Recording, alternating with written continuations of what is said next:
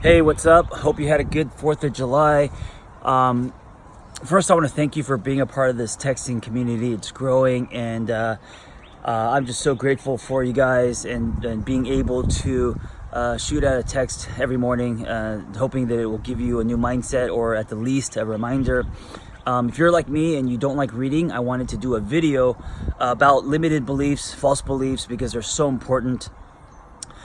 So here's the thing, we all have false beliefs. We all have beliefs that we pull from that are not true, and those beliefs are based on experiences. They're based on, how we were treated. They're based on our upbringing, and they're also stored in our subconscious, so we're not aware that we're pulling from these beliefs.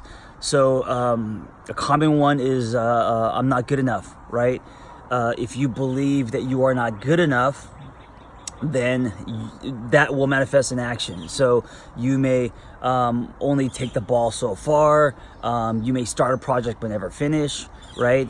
If you believe, for example, that you're not lovable, you may destroy relationships. You may push back when you fall into something that is healthy and you actually feel that someone is loving you, So by dissolving these false beliefs, you will start to behave differently, and then you will then give yourself new experiences. And this is like the goal, is new experiences, because as you give yourself new experiences and you actually drop down into them, and you realize that you actually can do something, or that you are lovable, or that you are an athlete, or that you are a real writer, or whatever it is, then you start to dissolve your false beliefs, right? And then you start to get curious about what else you can do.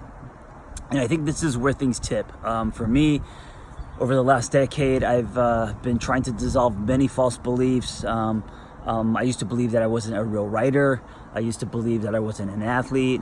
I always carried this belief that I was the almost guy. So getting into projects and building things, but never really taking it past the end zone, just like the 90th yard line. So, but by giving myself new experiences, I've been able to dissolve some of these false beliefs.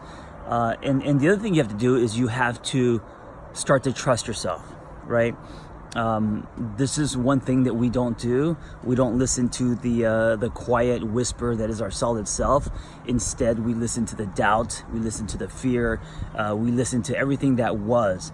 And if we continue to do that, we live in yesterday.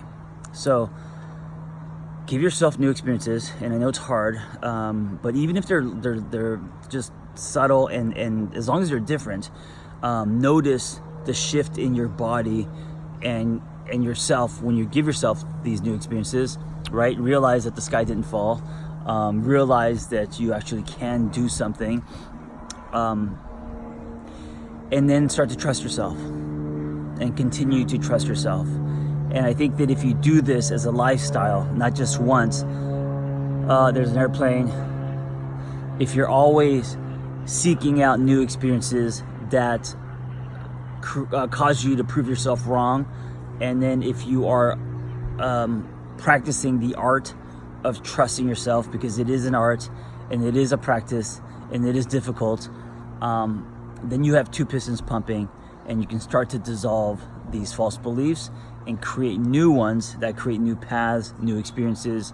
And suddenly you've broken the pattern and the loop that keeps you stuck in the past, and now you are growing and expanding and attracting and heading toward your true north. Again, thank you guys for being part of this community. I will text you next week.